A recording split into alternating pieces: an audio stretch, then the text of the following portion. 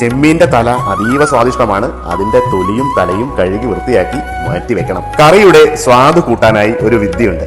ഒരു മൺകലം ചൂടാക്കി വെളിച്ചെണ്ണ ഒഴിച്ച് ചെമ്മീന്റെ തലയിട്ട് നന്നായിട്ട് ഇളക്കണം. ചെമ്മീന്റെ തലയുടെ നിറം പിങ്കായി മാറുന്ന നേരം ലേശം കറിവേപ്പിലയും ഒരല്പം മഞ്ഞൾപ്പൊടിയും ചേർത്തിളക്കി ആവശ്യത്തിന് വെള്ളം ഒഴിച്ച് നന്നായിട്ട് തിളപ്പിക്കണം. കറി വെക്കാനായി മുരിങ്ങയ്ക്കയുടെ തൊലി പൊളിച്ച് നീളത്തിൽ രണ്ടായി മുറിക്കണം.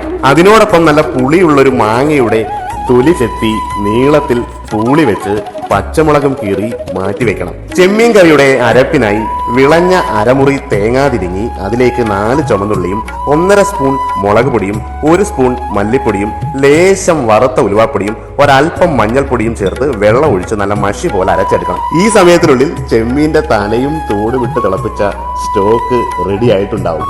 അതിന്റെ തലയും ഷെല്ലുകളും എടുത്തു മാറ്റണം. ആ ചാറിലേക്ക് ആദ്യം അരിഞ്ഞു വെച്ചിരിക്കുന്ന മുരിങ്ങയ്ക്കയിട്ട് അരിഞ്ഞു വെച്ച മാങ്ങയും കീറിയ പച്ചമുളകും വൃത്തിയാക്കിയ ചെമ്മീനും ആവശ്യത്തിന് കല്ലുപ്പും കറിവേപ്പിലയും ചേർത്ത് ചെമ്മീൻ പിങ്ക് നിറമാവുന്ന നേരത്ത് തേങ്ങയുടെ അരപ്പും കലക്കിയ വെള്ളവും ഒഴിച്ച് ചെറിയ ചൂടിൽ 5 മിനിറ്റ് ചെമ്മീൻ കറി വേവിക്കണം. വളരെ വേഗത്തിൽ പാകമാകുന്ന ഒരു മത്സ്യവിഭവമാണ് ചെമ്മീൻ. അതുകൊണ്ട് ഒരുപാട് വേവിച്ച് ചെമ്മീന്റെ ഗുണങ്ങൾ കളയാതെ തന്നെ ഉപയോഗിക്കേണ്ടതാണ്.